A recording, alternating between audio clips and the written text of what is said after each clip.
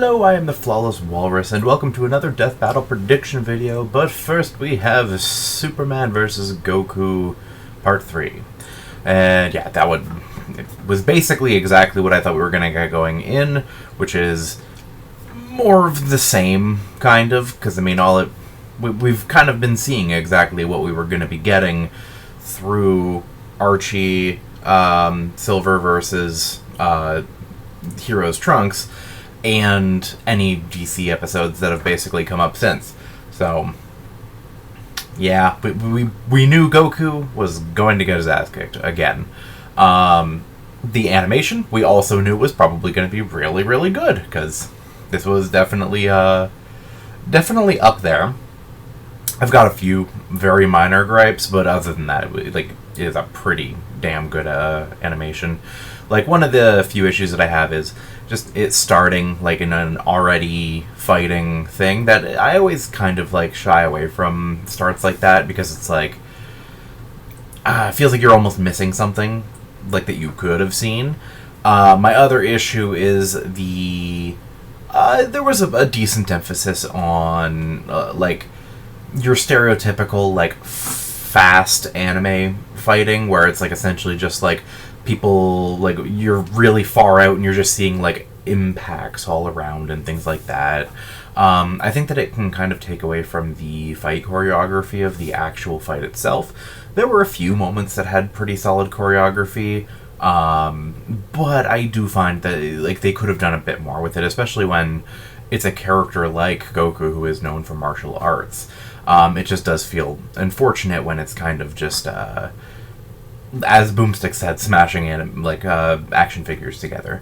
I would have kind of liked a bit more structured fighting sections, but it's a bit harder to fit those in among all the more major, like, powers elements, especially with that one shot that they did with him hitting him and or Superman hitting Goku, and basically showing all of the other times the two have fought in, like, all these different iterations. Like, that's where Thought, Robot, Cosmic Armor, Superman came up. I was actually pretty cool to see that. I didn't think that it was going to get mentioned after they kind of, like, almost wrote it off. They were like, oh yeah, this is, like, one kind of Superman that is not being counted in this mainline continuity one. But yeah, ultimately it was a very good episode. The end of the fight was good. I didn't mind it. I've seen some people get kind of bent out of shape about it. Yeah, it's fine. The, like, friendship ending, they still had a victor. They still had... And I do kind of get the idea that they kind of have to soften the blow a little bit, because they don't want another situation like the last two times they've done this fight, so I can kind of get why they would go the more soft route for it. They weren't gonna have, like, Superman fucking decapitate Goku or something. It wasn't gonna be like that. Anyway, so now we get to this one, and if I didn't have a whole lot to add in terms of Superman vs. Goku 3, I don't have all that much to add for Galactus vs. Unicron. I'm not particularly deep into each one.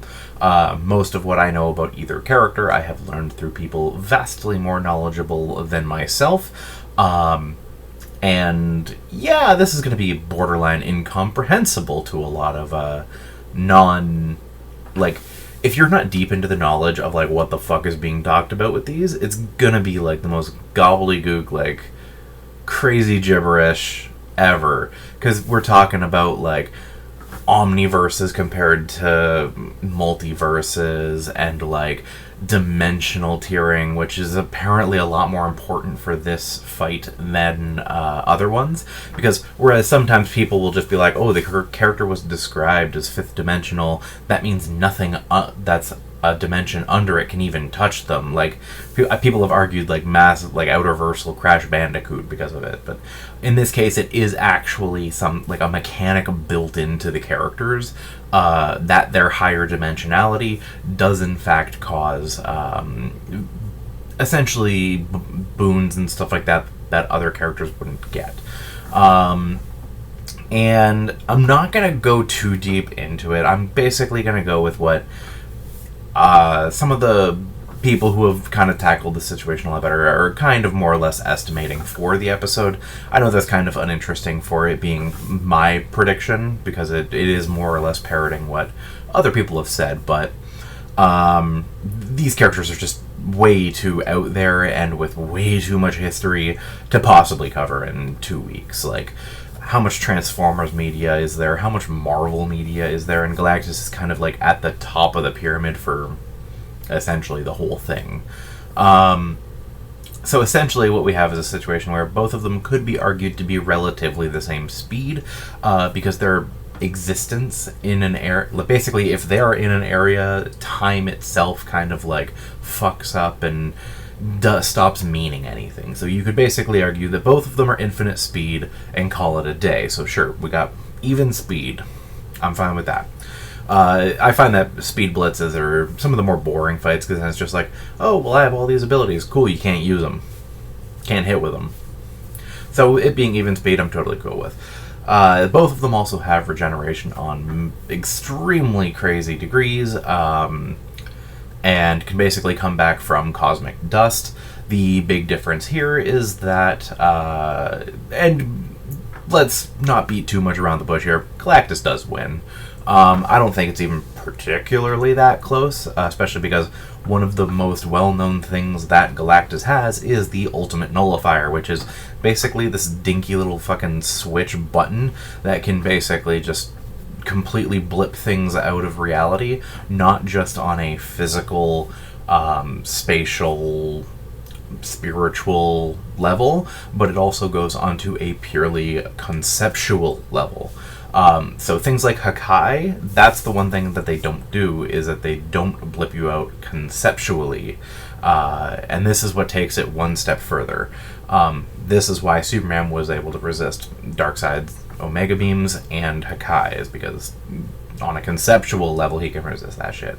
So the problem here is that Unicron cannot actually resist the ultimate nullifier, which means that at any point Galactus just goes, boop, win. Which kind of takes the sails out of the rest of the debate. You can argue about whether or not one of them is stronger than the other. It's Galactus, by the way. Galactus is ultimately stronger, just higher dimensionality. He's apparently such a high-dimensional concept that he has no dimensions/boundaries, is the comic panel wording. And which one is bigger? Ultimately, it's going to vary, because Galactus has hugely varied over the course of a long time. And then Unicron as well has just wildly varied, because there's some of them that are basically like roughly as big as a planet, and then some of them that are basically like the size of a universe, or multiple universes. So ultimately size isn't really going to mean anything, because it's more just about the AP. You could be the size of a normal human and destroy a billion universes, but then you could be the size of a planet and only destroy a planet. So size doesn't particularly mean anything. Both of them are super geniuses, so long-lived to the point where they're basically universal constants. Yeah, ultimately there's a lot of comparisons between these two that make it, you go, ah yes, this is why this is the fight that they're doing. This is literally one of the most, I think it is the most requested death battle request of all time. People have been asking for this one since fucking season 1, like the base beginning of the entire franchise. People have been wanting Galactus versus Unicron because it's the big space planet munchers. And now that they're actually finally doing it, yeah, it's actually, there's a lot of fights that people requested that don't hold up, because you look at them and you go, oh, that's really fucking one-sided. Like, people who were asking for, like, I don't know, like, what's one that people were asking for a lot, but ended up being super one-sided? I honestly can't think of any off the top of my head, but there's plenty of fights that basically people really want, and then Death Battle goes, okay, sure, let's do it. They look into it, and it's just an ungodly stomp. And this one, 10 years later, and it's still actually completely debatable in some regard. You have to actually look into the nitty-gritty details of it. Those nitty-gritty details just happen to say that Galactus ultimately kicks ass, but what are you going to do? The animation that we've seen little tiny snippets of. Looks pretty good. I'm looking forward to seeing it, and that's going to be the end of this season. So ultimately, I would say that if this episode completely dropped the ball and made a really, really shit episode, like terrible, we already know they're not going to, but even if they did, this would still be the best season of Death Battle that they've had, like, outright. And you often see people being like, oh, I'm kind of worried about next year, how are they going to top this? But we've been saying that like 3 years in a row. There was, I think, last season was one of the ones where I think one of my points that I made was a lot of the episodes towards the end, the second half of the season, didn't specifically appeal to me. But I can still acknowledge that from a design standpoint and like how well they were doing, just absolutely, it was one of the best seasons that they've had. And then this one just completely blew it out of the water. How many episodes have you seen this season where reactors and various people are saying, that's my new favorite episode? You got fucking Discord versus Bill Cipher. That one completely took people off guard with how good it was. Scooby versus Courage was absolutely stellar. Alex Mercer versus Cole McGrath. That one, it has its people that really love that episode.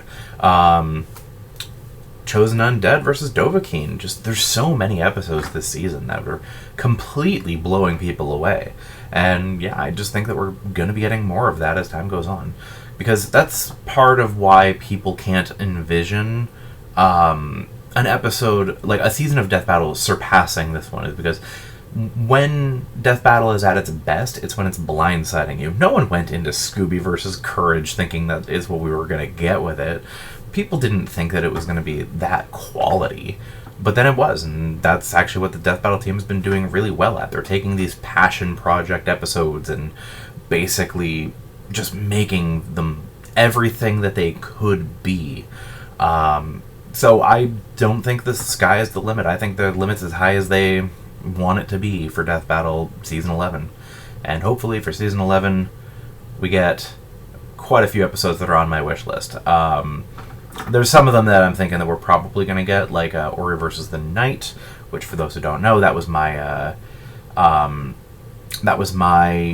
ballot entry for last year's ballot, and it actually did make it onto the ballot itself. It was one of the seven 2D entries. So I think we're going to get that one next year. There's quite a few episodes that are kind of like in the mildly likely club. And yeah, we will see what ends up happening. We'll see what they tease at the end of this one for next season. But yeah, until then, I will see you guys later. Have yourselves a good one.